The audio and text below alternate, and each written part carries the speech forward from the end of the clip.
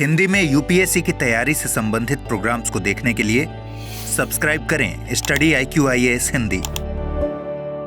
Hello students, क्या आप मानते हैं कि पासपोर्ट जो होता है वो केवल एक ट्रैवल डॉक्यूमेंट होता है? नहीं, ऐसा नहीं होता।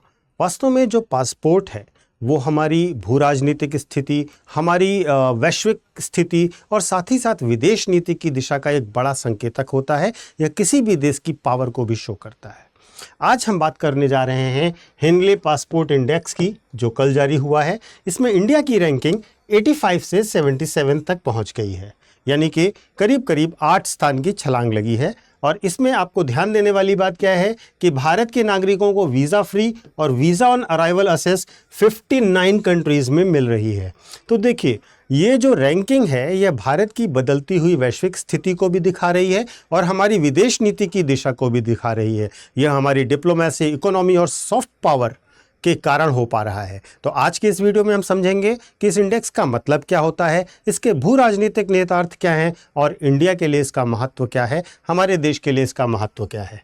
तो सबसे महत्वपूर्ण यह है कि ये जो हेनले इंडेक्स तैयार किया जाता है, ये किस मेथड से तैयार किया जाता है, इसका मेथडोलॉजी क्या है। तो देखिए, हेनले एंड पार्टनर्स जो हैं वो क्या करते हैं, IATA यानी कि international air transport association, IATA से डेटा कलेक्ट करते हैं और उस डेटा के बेस पर अपनी रिपोर्ट तैयार करते हैं। यह किसी पासपोर्ट की ताकत को मापने का एक आधार भी है। वास्तव में इसमें देखा जाता है कि 227 गंतव्य देशों में कितने देशों तक आपके कंट्री के पासपोर्ट को एक्सेप्ट किया जाता है वीज़ा फ्री या वीज़ा ऑन अराइवल एंट्री के तौर पर। यहाँ पर ध्यान देने वाली बात यह है, केवल यात्रा सुविधा नहीं है, यह भी दिखाता है कि आपके देश की डिप्लोमेटिक विश्वसनीयता कितनी है, उसकी सॉफ्ट पावर और ग्लोबल इमेज कितनी है। इसके साथ साथ इकोनॉमिक डिप्लोमेसी की सफलता को भी ये इंडिकेट ज़रूर करता है, क्योंकि हमारे देश या जब कोई भी देश की बात करें वह किसी दूसरे देश को वीज़ा फ्री असेस देगा तो जाहिर सी बात है वह उस देश की सिक्योरिटी प्रोफाइल और स्टेबिलिटी पर भी भरोसा दिखा रहा होगा। अगर हम इस रिपोर्ट यानी कि 2025 की रिपोर्ट की बात करें तो इसमें नंबर 1 पर सिंगापुर है, सेकेंड पर जापान, फिर फिनलैंड है। अगर हम देखते चले जाएं तो 85वें नंबर पर अपना देश इंडिया आता है। महत्वपूर्ण यह है कि सिंगापुर लगातार नंबर 1 पर बना हुआ है और सिंगापुर के नागरिकों को 195 कंट्रीज में वीज़ा फ्री एंट्री मिलती है या वीज़ा ऑन अराइवल मिल जाता है।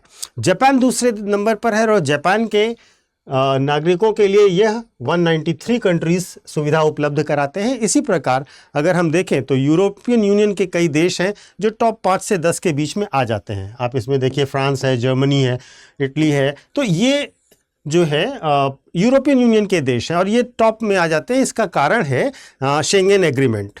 लेकिन दिलचस्प पहलू ये है कि जो पारंपरिक शक्तियां हैं, जैसे कि अमेरिका है, जैसे कि ब्रिटेन है, वो आपको नहीं मिलेंगे ऊपर। उनके पासपोर्ट की रैंकिंग में गिरावट आई है। अमेरिका लगातार नीचे खिसक रहा है। ब्रिटेन भी ब्रेग्जिट के बाद कमज़ोर हुआ है क्योंकि उसका EU का एक्सेस खो गया है। तो वास्तव में अगर हम इस पूरी रिपोर्ट को एनालाइज करें तो हम पाएंगे कि जो पावर सेंटर है वो कहीं ना कहीं एशिया की तरफ शिफ्ट हुआ है। अब हमें बात करनी चाहिए अपने देश यानी भारत की स्थिति के बारे में। तो अगर हम भारत की स्थिति के बारे में बात करें तो भारत इस साल 77वें रैंक पर है। भारत की रैंकिंग इस वर्ष 77 है।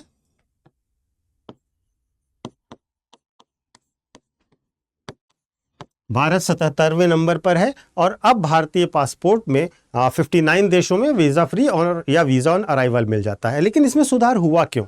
हमारी जो 8 रैंक की जंप है वो जंप हुई क्यों? तो इसके बड़े फैक्टर्स हैं। अगर हम पहला फैक्टर देखें तो वो इकोनॉमिक फैक्टर है। पहला सबसे इंपॉर्टेंट है इकोनॉमिक फैक्टर। इकोनॉमिक फैक्टर में अगर हम देखें तो भारत लगभग $5 ट्रिलियन की इकोनॉमी बनने के करीब पहुंच रहा है। FDI लगातार बढ़ रहा है।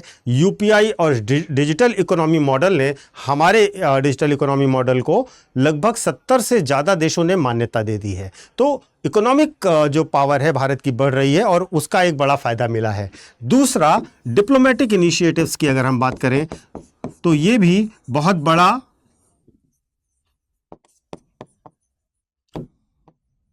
रोल अदा करते हैं। अगर हम डिप्लोमेटिक इनिशिएटिव्स की बात करें तो जैसे भारत ने लुक ईस्ट एक्ट से एक्ट ईस्ट पॉलिसी की तरफ शिफ्ट किया है। इंडो पैसिफिक स्ट्रेटेजी में भारत केंद्रीय भूमिका में आ गया है। ग्लोबल साउथ की आवाज़ बनने की भारत कोशिश कर रहा है और ग्लोबल साउथ का रिप्रेजेंटेशन करने की कोशिश कर रहा है। इसके साथ साथ भारत मिडिल ईस्ट और यूरोप कॉरिडोर जैसे कनेक्टिविटी प्रोजेक्ट्स में भी एक्टिवली पार्टिसिपेट कर रहा है। तो इन डिप्लोमेटिक इनिशिएटिव से भी हमारी इमेज और स्ट्रांग हुई है। और तीसरी बहुत बड़ी चीज़ जो हमारे लिए पॉजिटिव रोल प्ले करती है वो है हमारा सॉफ्ट पावर प्रोजेक्शन।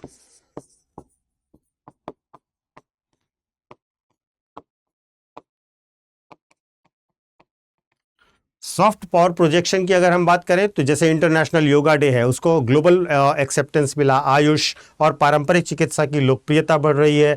बॉलीवुड और ओटीटी कंटेंट की पहुंच बढ़ रही है। और जो भारतीय मूल के विदेशी लोग हैं जो भारत विदेशों में रह रहे हैं वो हर जगह भारत की पोजीशन को और मजबूत कर रहे हैं। तो सॉफ्ट पावर डिप्लोमेसी की बात करें तो उसमें भी भारत ने बहुत ज़्यादा अच्छा रोल किया है और भारत की इमेज एक ग्लोबल सॉफ्ट पावर लीडर की तरह बनती चली जा रही है। अब अगर हम थोड़ी सी तुलना कर लें तो हम देखेंगे कि अमेरिका की अगर पासपोर्ट रैंकिंग है तो वो गिर रही है। उसका रीज़न क्या है? क्योंकि अमेरिका ने यूनिलैटरल ट्रेड फॉरेन पॉलिसी अपना रखी है। पूरे दुनिया पर वो टैरिफ लगा रहा है। लोगों का मूवमेंट अमेरिका की तरफ मुश्किल हो रहा है और उसके साथ साथ इमिग्रेशन रेस्ट्रिक्शंस भी उन्होंने लगा रखे हैं। यूके की पोजीशन गिरी है जब से उन्होंने ब्रेग्जिट किया है, क्योंकि उसका ईयू का एक्सेस जो है वो बहुत कमज़ोर हो गया है। इसके उल्टे अगर हम देखें तो एशिया में बहुत सारे पावर सेंटर्स उभर रहे हैं। जैसे यूएई की बात करें तो यूएई ने जो विज़न 2071 लॉन्च किया है और डाइवर्सिफिकेशन की जो स्ट्रेटजी अपनाई है उसकी वजह से उसे बहुत फ़ायदा हुआ है। सिंगापुर जो कि हमेशा टॉप पर भी ज़्यादातर रहता है, वहाँ पर फिनटेक और ग्रीन फाइनेंस का ग्लोबल हब बन रहा है। इस वजह से उसको हमेशा फ़ायदा मिलता है। साउथ कोरिया की अगर बात करें तो के पॉप और टेक्नोलॉजी से वो सॉफ्ट पावर की तरफ बढ़ता जा रहा है और इसी का नतीजा है कि जो पावर पॉलिटिक्स वेस्ट से बेस्ड हो चल रही थी वो अब कहीं ना कहीं नेटवर्क गवर्नेंस की तरफ बदल रही है और यहाँ से अलग अलग पासपोर्ट्स पर अलग अलग प्रभाव देखने को मिल रहे हैं। अब इस चेंजेस का ये सारे जो परिवर्तन मैंने आपको बताए, इन सारे परिवर्तनों का भू राजनीतिक निहितार्थ क्या होगा?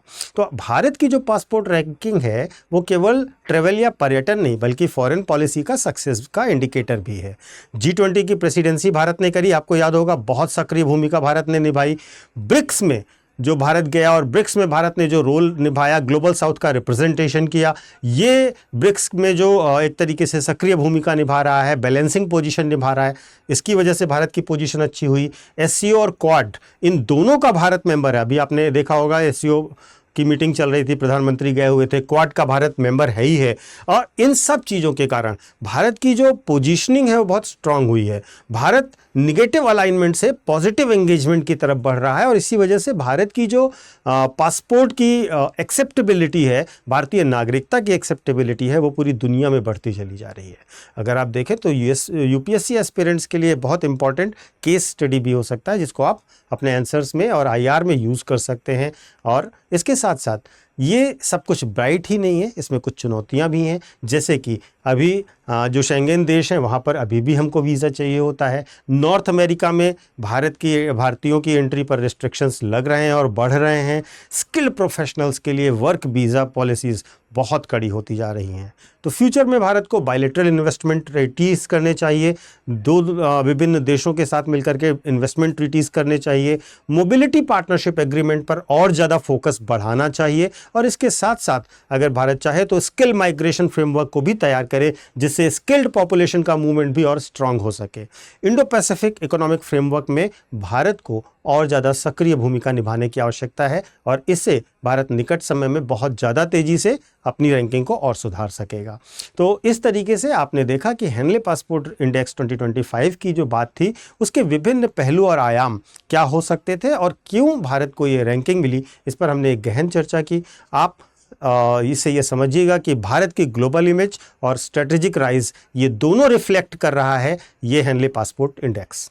21वीं सदी को एशियन सेंचुरी भी कहा जा रहा है और भारत अब इसमें सेंट्रल रोल निभाने के लिए तैयार है। 2030 तक हम उम्मीद करते हैं कि भारत टॉप 50 में और 2047 जब हम अपनी आज़ादी का अमृत वर्ष मना रहे होंगे, शताब्दी मना रहे होंगे, तो हम टॉप 25 में पहुंच जाएंगे, ऐसा अब असंभव तो नहीं लग रहा है।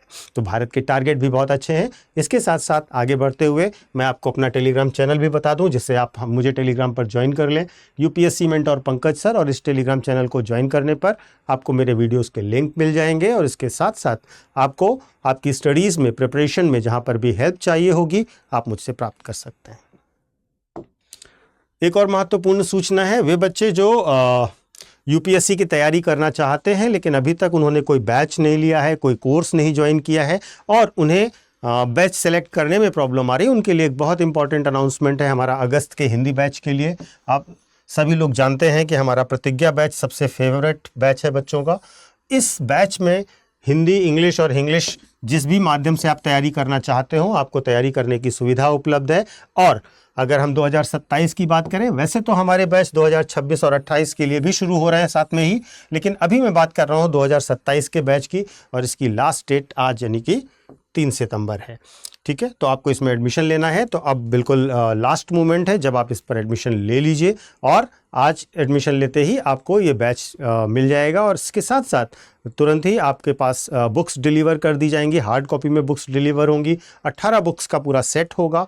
इसके साथ साथ आपकी रेगुलर क्लासेस शुरू हो जाएंगी। आपको एक मेंटोर अलॉट कर दिया जाएगा, जो मेंटोर आपकी प्रॉब्लम्स को सॉल्व करेगा और साथ ही साथ आपकी पूरी स्टडी जर्नी में आपके साथ रहेगा।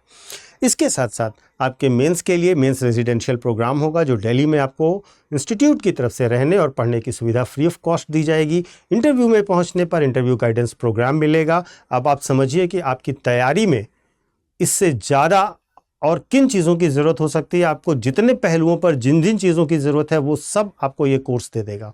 उससे भी इम्पॉर्टेंट बात क्या है, उससे भी इम्पॉर्टेंट बात यह है कि आप एक बार हमारी वेबसाइट पर विजिट करिए या ऐप पर विजिट करिए। वहाँ पर आप 2026 के लिए, 27 के लिए, 28 के लिए जो भी बैच ज्वाइन करना चाहते हैं उसके ब्रोशर को पढ़िए। वहाँ पर आपको पूरे क्लास का शेड्यूल मिल जाएगा, सब कुछ शेड्यूल के अकॉर्डिंग होगा, और उसके साथ साथ राइटिंग प्रैक्टिस, मेंस की तैयारी, प्रीलिम्स की तैयारी, सारा, और हमारे सिलेक्टेड कैंडिडेट्स की लिस्ट भी, आपको सब कुछ वहीं पर मिल जाएगा। तो आप हमारे बैच को ज्वाइन करिए। और हमारे बैच में ज्वाइन करने से पहले एक चीज़ आपको ध्यान रखनी है कि आपको एक कोड इस्तेमाल करना है, पीके लाइफ। इस कोड को जैसे ही आप इस्तेमाल करेंगे, जो भी फीस आपको शो हो रही होगी उस फीस में बहुत ज़्यादा बड़ा डिस्काउंट आपको तुरंत मिल जाएगा। तो आपको एक बड़ा डिस्काउंट भी हम दिलवाएंगे। आपको ये कोड बस इस्तेमाल करना है और हमारे बैचेस को ज्वाइन करना है। तो अगर आपने अभी तक अपना निर्णय नहीं लिया है तो अब बस निर्णय लीजिए और अपनी तैयारी को शुरू कीजिए प्रॉपर ढंग से। शुभकामनाएं। Thank you. Study IQ IAS, आपका सिलेक्शन हमारा मिशन।